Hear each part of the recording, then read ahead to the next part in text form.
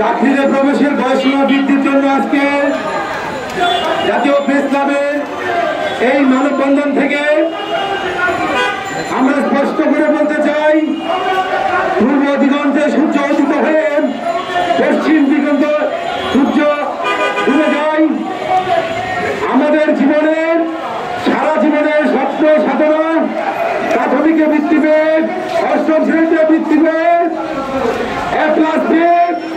বাচ্চার অস্ফুট ঢাকা বিশ্ববিদ্যালয় সহ বাংলাদেশের বিভিন্ন বিশ্ববিদ্যালয়, জাতীয় বিশ্ববিদ্যালয় করে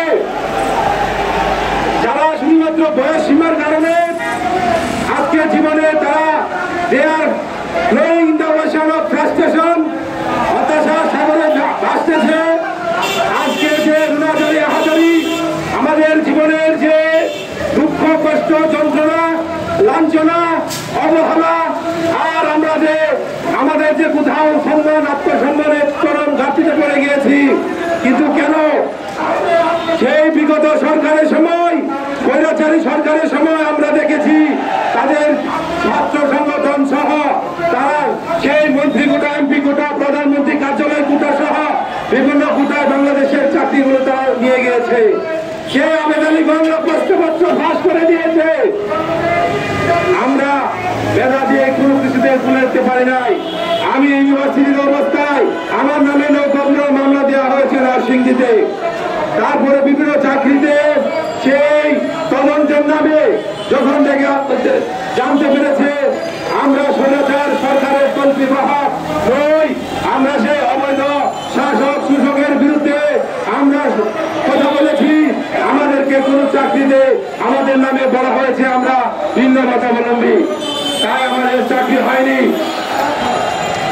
তারপরে দীর্ঘদিনের খুবই ঝঞ্ঝনায় আমরা যে জুলাই অভ্যুত্থান, জুলাই আগস্ট অভ্যুত্থান ঘটিয়েছি, সেখানেও দুর্গাগুলিতে আহত হয়ে নতুন আশায় বুক বেঁধেছিলাম যে অন্তর্বর্তীকালীন সরকার প্রায় 90 বছরের মতো বয়স, যিনি ডক্টর মোহাম্মদ ইউনূস সারা বিশ্বে সমর্থিত, তিনি এসেছেন।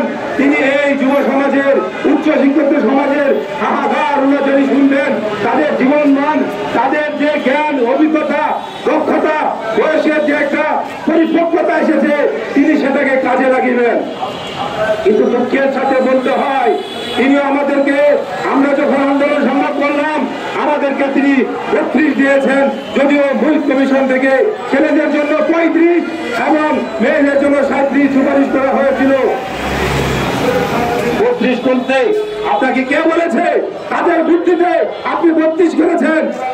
11 সালে বাড়িয়েছেন চাকরিতে যে আপনি অবসরে বয়স না, তারপর দীর্ঘদিন ধরে যে আমরা আন্দোলন সংগ্রাম করে আসছি যুগ করে, আমাদের জীবনের কি তাহলে আমরা কি পেলাম?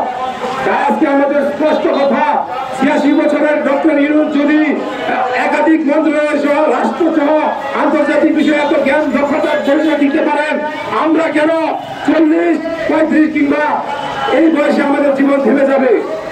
তাহলে আমাদের শিক্ষার্থীদের দাম মূল্যায়ন সে কোথায় রইল? আমরা উচ্চশিক্ষা অর্জন করে গ্রহণ করে আমরা কি অন্যায় করেছি? জাতির কাছে আমরা সে কষ্ট করে রেখে গেলাম। আমরা আমাদের এই উচ্চশিক্ষা আমাদের জীবনে আশীর্বাদ অভিশাপ কেন হয়ে যাচ্ছে? সেটা কি আমাদের দোষে নাকি রাষ্ট্রের দোষে? সেটা আজকে আমাদেরকে ভেবে দিতে হবে। বাংলাদেশের আবহাওয়া জনসাধারণ সকলকে বলছি, আপনারা এই যুব সমাজকে ওই অবস্থায় ছেড়ে দিবেন না। এই যুব সমাজ বিপদগামী হয়ে যাচ্ছে কিংবা হয়ে যাবে। এই যুব সমাজ যদি বিপদগামী হয় তাহলে বাংলাদেশকে এগিয়ে দিতে পারবে। বাংলা